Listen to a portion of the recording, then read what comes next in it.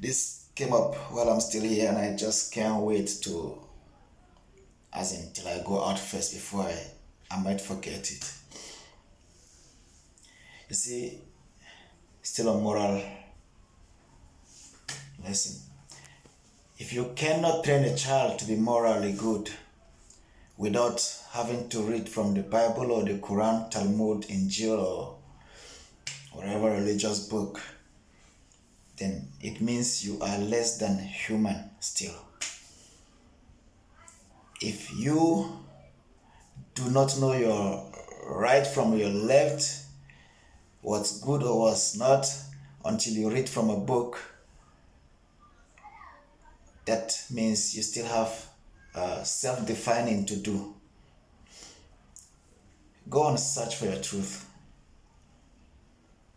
Because from what I see in life is dogs know what is right now and what is wrong. Even they train their pups like them. The lion cubs do not need to be taught from Bible or Quran before they can learn how to hunt. They are born with that predatory instinct. The cheetah, the hyenas, the zebra, everything gives birth to its kind, and they behave like the parent because they study watching the parents. They listen to the parents' instruction because the parents teach them well. If you do not teach well, then do not blame the kids. Let's start to think about faulty parental techniques as well. You can be feeding a child the history of Jewish, Arabs, and expect the child to behave like a real African. It's never gonna work. The Chinese are still Chinese because they don't borrow culture. The Indians are still Indians because they do not borrow culture. Even Indians still marry men to women. But Africans, we don't even value traditional marriage as we do the white wedding. I've never seen a white man do traditional marriage, the African one, the African type. They do white wedding, that is their culture, but we love their culture more than we love ours. We love their suit more than we love natives. We love their food more than we love ours. But funny how it is that we have the best delicacy in the world. We have the best spices and foods in the world. We are not taught to like it. We've been programmed to love what is foreign, what is white, and hate what is black. That is self-hate. It's the greatest form of terrorism and enslavement. You see, nobody taught you that you can't eat sand. No verse or chapter of the Quran, Bible, Talmud, Injil, or wherever that has to teach you that. You somehow are born with the instinct, with the self-knowledge. And even if you try it, your system will not accept it. You won't be eating sand for survival as a man. So you didn't need the Bible to teach you that. How else can you not know that if you kill your mother, it is a sin against yourself? You have the instinct that guides you. You don't need a book to teach you to be right or wrong.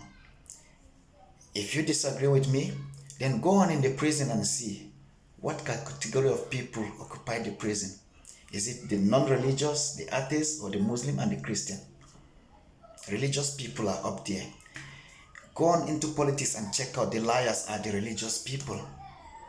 Go in the street and see the robbers, the thieves, the pickpockets, the whatever, the evil people are religious people. You don't need a book to be real. You only need you. The greatest book is right in here. The biggest computer that will never be filled up is your brain. Gather the whole books of the world, religious or whatever, put them here. It will still absorb them and still be good. And it will still remind you of what you read when it's time to remember. You don't need a book other than this. If a God has something to tell you, then it has programmed it here already. That makes you God. You don't agree with that? And may the soul die, come out, make we see whether the body go work again. That is the God in you. Don't go seeking for God in a church, in a building. And don't try to offer God money, tithe offering or whatever, because it don't need it. There's no God sitting somewhere collecting your money. Rather, it's the pastor fueling his generator and car and buying chickens and eggs and sending his kid to beautiful schools. And if the loot becomes great enough, they buy private jets and fly. And you are hungry, my friend. You need that money. You can take your salary from January to go sow seed with the pastor and then in turn ask the pastor to help you pray that the landlord do not throw you out of the house. That is you giving out your solution and then seeking for solution, the impossible solution. Because the landlord is not your God. The landlord is a landlord and needs his money. Know what to do with your resources, your hard-earned money. If, assuming God creates the world and gives you money, how much can you give God? How much did you donate before God created the world? If God created the world from nothing, how much do you think you can give before the work of God take place? Nobody needs your money. You need your money, and the needy needs your money. But the one who has it already don't need it. Nowhere to put it. But what I intend to say today actually is, you don't need a book to be good. You need your head to be good. There is the higher you and the lower you, the God you and the devil you.